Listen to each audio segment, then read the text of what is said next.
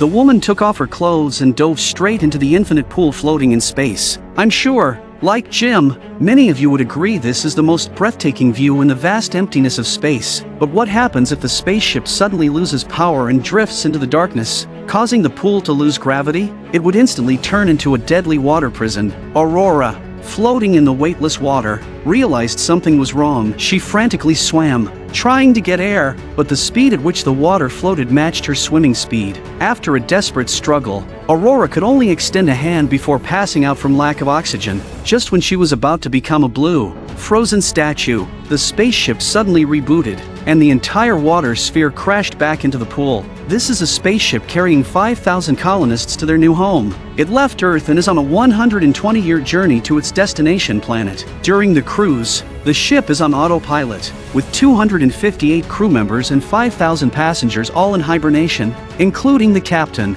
The front of the Avalon is equipped with a force field shield to protect it from small asteroids. Normally, 120 years is nothing in the grand scale of space, but a larger asteroid provided a brief moment of drama in the otherwise peaceful deep space. Due to the impact, the ship began to malfunction, and Pod 1498 opened prematurely. Jim woke up, still disoriented, as the chaotic system notified him that his 120-year interstellar journey was almost over. Still adjusting, Jim eagerly prepared to embrace his new life, only to realize that he was the only one awake. Jim quickly took the elevator to the ship's central hall. Arriving in what looked like a space city, it was still completely deserted. Jim asked the AI where the captain was. The AI informed him that the control room was at the very front of the ship, on the connecting bridge. Without hesitation, Jim headed straight there, but he didn't have the clearance to open the doors. Through the window, he saw the control room was empty. Jim then ran to the observation room, where a hologram explained the situation to him.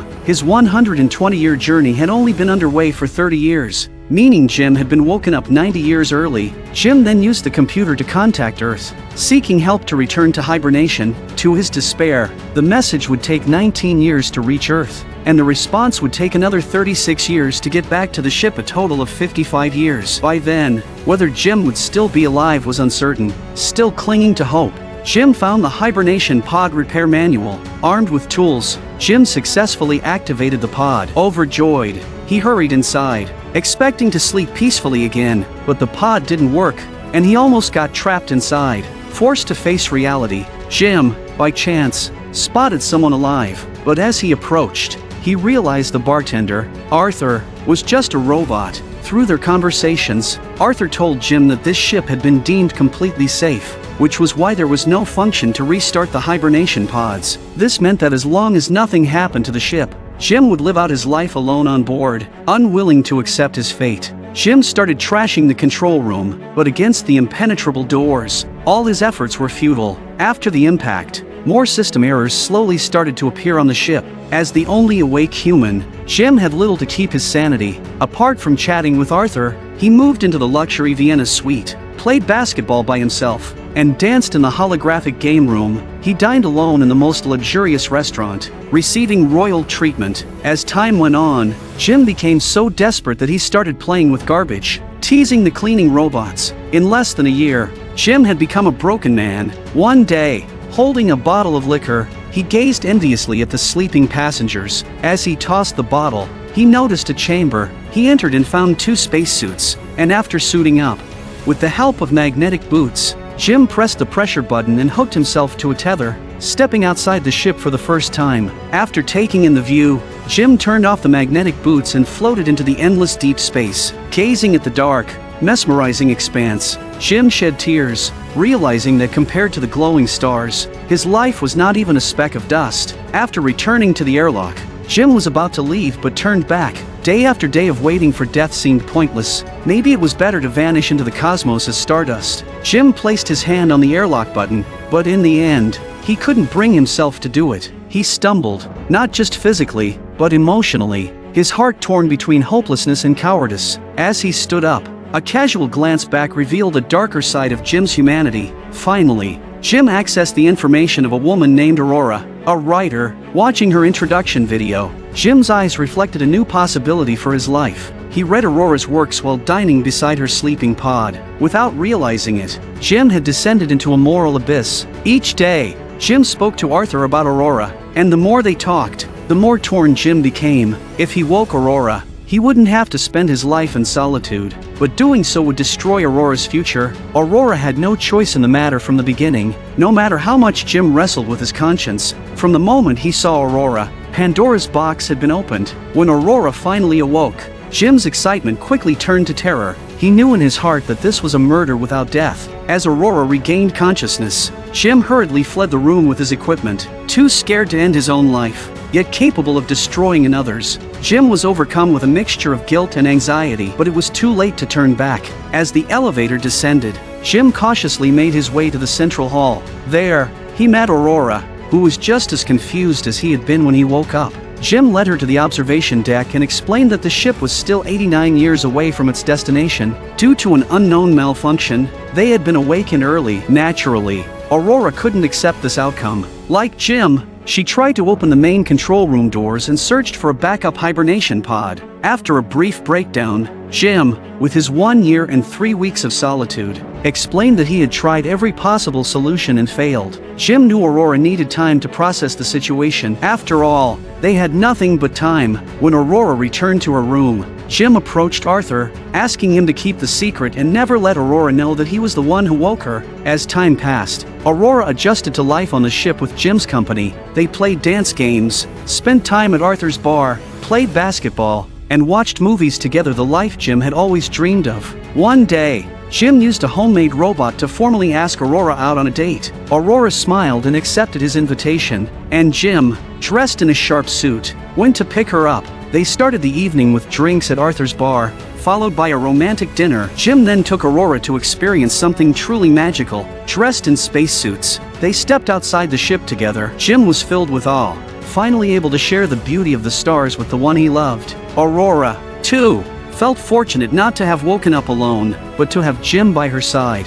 That night, Jim's wish came true, and Aurora found a new sense of purpose. In the days that followed, Jim, now lost in their blissful world, gradually forgot the dark deed he had committed. He discovered the ship's plant nursery, and when roses bloomed, Aurora remarked that even on Earth, nothing could be more romantic. When the ship performed a gravity assist around the bright star Arcturus, only Jim and Aurora witnessed the spectacle. The brilliance of Arcturus witnessed their love and humanity's fragility. Back at the bar, Aurora told Arthur that she and Jim had no more secrets. The word secrets triggered a misunderstanding in Arthur. As a robot, while Jim was in the restroom preparing to propose, Arthur revealed the shocking secret. Aurora, did you wake me up? Yes, I woke you up. Upon hearing Jim's confession, felt as if the loudest, most earth-shattering thunder had exploded inside her. She began to doubt whether everything around her was real, and Jim could do nothing in the face of her turmoil. Back in her room, Aurora was overwhelmed with extreme anger and despair, though her hysterical screams stirred no waves in the vastness of space. Later that night, Aurora stormed into Jim's room and unleashed a furious attack on the man who had destroyed her life. But when she grabbed a metal pipe, she couldn't bring herself to use it, perhaps out of a remaining sense of conscience or fear of what she might become. In an effort to seek forgiveness, Jim broadcasted a heartfelt message, confessing how he had fallen in love with her. But to Aurora, his feelings were worthless. Just as Aurora had screamed before, this was nothing short of a murder of her life. Meanwhile, the ship's increasing malfunctions finally led to a total shutdown. Jim was stuck in the elevator when the power went out, and Aurora, while dining, watched helplessly as the machines sprayed dessert everywhere. Suddenly, they heard a strange voice complaining about a tree growing in the middle of the hall. When Jim and Aurora arrived, they discovered a third person had been awakened. The man introduced himself as Gus, the deck chief of the ship, who had been awakened early due to a malfunction in his pod. Just like Jim, with Gus leading the way, they finally made it into the control room. According to the navigation data, they were still 88 years away from their destination. The ship's systems were critically damaged and unlikely to survive the entire journey. Gus instructed Jim and Aurora to help him run diagnostics on the ship's systems. While inspecting the hibernation pods, Gus quickly figured out their secret. Jim had been awakened due to a malfunction, but Aurora had been woken by Jim. Jim didn't deny it. Back in the control room, Jim approached Gus, hoping he could pass judgment on what he had done, but Gus's body was failing due to the severe malfunction in his pod, leaving him unable to play the role of judge. With his remaining time, Gus guided them to the engineering section and handed Jim the wristband with the highest access level, entrusting the ship's fate to the two of them. Shortly afterward, Gus's life came to an end. By now, the ship was on the verge of collapse, and faced with the threat of destruction, Jim and Aurora temporarily set aside their differences and followed Gus's instructions to check the engineering section for malfunctions. Suddenly, a door blew open, and Jim was nearly sucked into space. Jim wedged himself in the doorway and kicked a tablet into the gap to seal the breach, slowly restoring the oxygen inside. They soon discovered multiple holes from asteroid impacts, and upon reaching the core, Jim saw that the reactor had been damaged. The cooling chamber outside was surrounded by flames, and the ship was only minutes away from a complete explosion. Jim quickly replaced the broken parts with backup chips, successfully rebooting the reactor. However, the cooling chamber's doors wouldn't open after several failed attempts. Jim realized there was only one way to open the chamber, by doing it manually from outside the ship. It was a deadly mission, but not going meant certain death for both of them. Jim handed the access wristband to Aurora and headed outside the ship to manually open the cooling chamber's door. Once at the door, Jim realized that it could be opened manually, but it would immediately close again when released. This meant that Jim would have to hold the door open himself. Facing the deadly flames, whether it was fate's punishment or not, Jim had no choice. He activated his magnetic boots, lifted the door, and prepared to face the inferno. Though part of him wished they could perish together, Jim couldn't sacrifice the lives of the remaining passengers again. A massive jet of fire pushed Jim out into space, and as the cooling system rebooted, the ship's engines reignited with a soft blue flame. Spinning in space, Jim threw the door he had removed, using the force to propel himself back towards the ship, but his spacesuit was damaged, and his oxygen was nearly depleted. The severed tether left him with nothing but a final farewell. Aurora, clinging to a last thread of hope, rushed outside the ship and found Jim floating in space. Without hesitation, she flew out to retrieve him.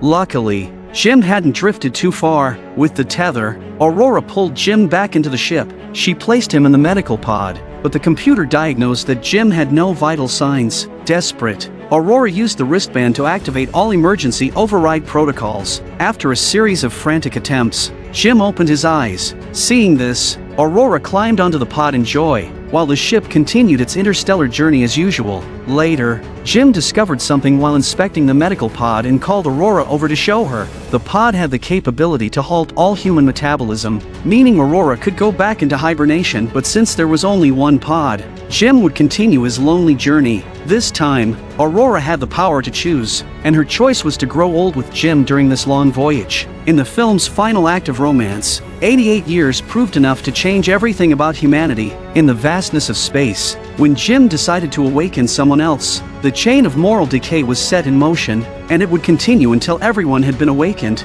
Given enough time, no trace of humanity would be left in the cosmos.